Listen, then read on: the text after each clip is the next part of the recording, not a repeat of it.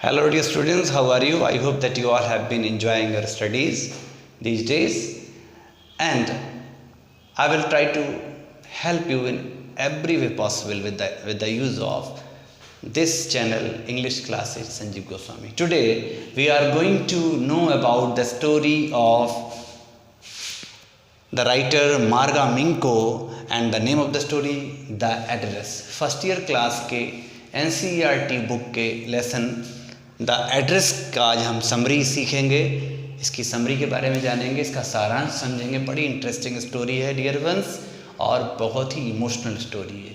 ये कहानी द्वितीय विश्व युद्ध की है, जिसमें एक फैमिली है मिसिज एस की, इनकी छोटी सी बच्ची थी और इनकी एक फ्रेंड थी मिसिज डॉर्लिंग।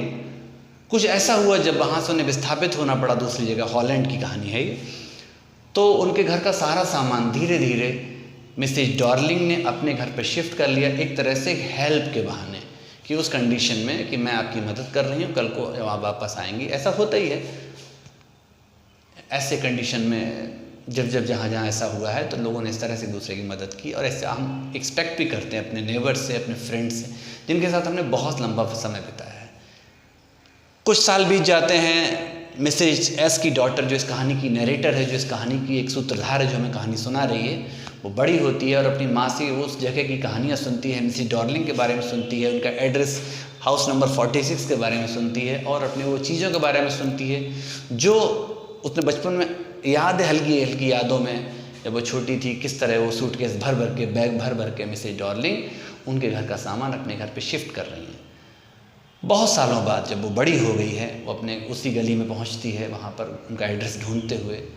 जब पहली बार वहाँ पहुंचती है तो वो गेट पे नॉक करती है, दरवाजे पे लिखा 46, उस जगह याद आ जाती है तुरंत ही। और जब वो मिसेज डॉर्लिंग बाहर निकल के आती हैं, मतलब गेट खोलती हैं थोड़ा सा, तो वो कार्डिगन जो पहनी हुई हैं वो उसकी मदर का हाथ का बुना हुआ वो पहचान लेती हैं। तो वो कहती है कि आप कौन है? तो वो बताती है कि मैं मिसेज एस की बेटी हूँ। तो थोड़ा सा वो गेट बंद करती है।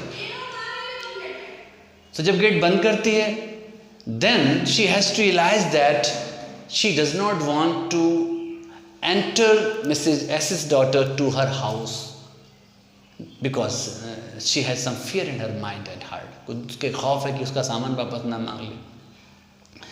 जबकि मिसेज एस की बेटी, जो नरेटर है इस कहानी की, वो सिर्फ वो जगह पर देखना चाहती है, उन चीज़ों को रिकॉल करना चाहती है। उसका कहीं इंटेंशन इस कहानी में ऐसा नहीं दिखाया गया कि उन चीज़ों को लेने जा रही है, अपना उधार मांगने जा रही है। जब वो वहाँ पहुँचती है तो उसकी मदर जिस तरह ट्रीट करती है, गेट खोलती नहीं है, कहती है हाँ मुझे याद तो आ रहा है आपकी माँ के बारे में, बहुत पुरानी बातें हुई, याद नहीं कुछ ज़्यादा, थोड़ा थोड़ा याद है, और उसे वहाँ से वापस आना पड़ता है। In next a few days she recalls again and again those moments of her past. वो याद करती है उस समय को, और फिर एक दिन हिम्मत करके पहुँचती है। This time she reaches there and she finds Mrs. Dorling's daughter of 15-year-old, 15 साल की जो डॉर्लिंग की बेटी मिलती है घर पर। वो दरवाज़ा खोलकर उसे अंदर बुलाती है और वो कहती है कि मदर तो है नहीं। तो वो कहती है ठीक है, मैं उनका वेट करती हूँ। आज उससे अजीब सी फीलिंग होती है, वो उन चीज़ों को याद कर रही है, वो दीवारों को देख रही है, सोफ़े को देख रही है, डाइनिंग टेबल को देख रही है, इवन एक लैम्प है, कैंडल लैम्प वहाँ पर बड़ा सा, जो अब तो भारी है बहुत, तो उसको देख के वो मेमोराइज़ कर लेती है, अरे वही है। फिर वो उसे बताती है कि दराज में चांदी के चम्मच आज भी पड़े होंगे, वो क्रॉकरी को पहचान लेती है।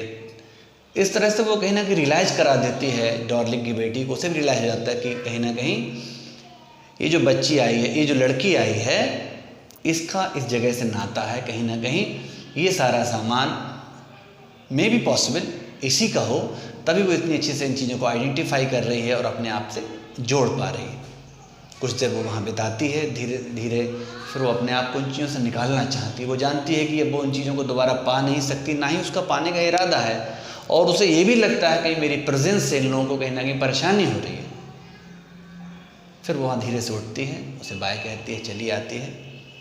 कुछ मिनट जो वहाँ उसने बिताए उसके लिए बहुत अच्छे लगते हैं, लेकिन जैसे ही वो वहाँ से टर्न कर रही है, वो निकल रही है, एक बहुत ही पॉजिटिव वे में एक मैसेज राइटर ने दिया है, जो मार्गा मिंको ने, कि पास्ट कितना ही खूबसूरत क्यों ना हो, कितना ही इनक्रेडिबल क्यों ना हो, ग्लोरियस क्यों ना हो, क्रेशियस क्यों ना हो, हम उसे प्रेजेंट में नहीं ला सकते, और ना ही वो हमारे फ्यूचर की वजह बन सकता है।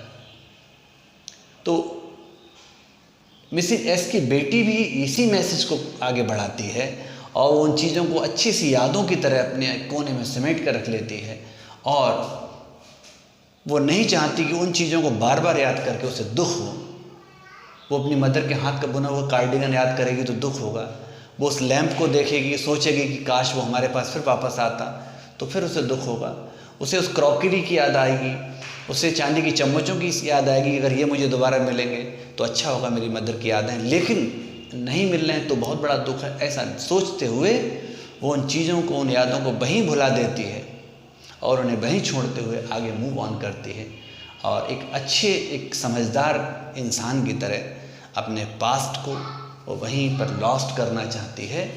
एक छोटी सी याद, धुंधली सी याद बन के छोड़ना चाहती है और आगे बढ़ती है। ऐसी इस कहानी का सारांश है, यही इस कहानी का सेंट्रल आइडिया है, यही इस कहानी की फ़िलॉसफी है कि हम सबको भी इसे पॉजिटिवली लेना चाहिए कि अगर हमारा पास्ट में कुछ बहुत ही अच्छा है जो हमसे छूट गया है, वो हमें खुश होने की वजह तो दे सकता है, लेकिन हो सके वो हमारे रोने की वजह ना बने, क्योंकि जो बीता हुआ है वो दोबारा आएगा नहीं और जो नहीं है उस पर रोने से कोई फ़ायदा नहीं। इसलिए हमें आगे बढ़ना चाहिए। We must move on for the further steps and if we take further steps we will find further goals to achieve. अगर हम नए रास्तों पर चलने लगेंगे पुराने को छोड़कर, तो नए रास्ते नई मंजिलों की ओर भी ले जा सकते हैं और ले ही जाते हैं। ऐसा मानते हुए इस कहानी के इस मैसेज को हम समझें और इस कहानी का सेंट्रल थॉट है, इस कहानी का कंटेंट है, वो आपको कैसा लगा। आई होप आपको अच्छा लगा हो। अगर ये कहानी अच्छी लगी हो, इसको समझ में आया हो इस तरीके से जैसे मैंने कोशिश की है, तो प्लीज़ लाइक ज़रूर करिएगा। Thank you very much and enjoy your studies. अगर सब्सक्राइब नहीं किया है चैनल ज़रूर सब्सक्राइब करें और अधिक से अधिक लोगों को इस चैनल शेयर करिएगा। Thank you very much for your moral support. Have a good day.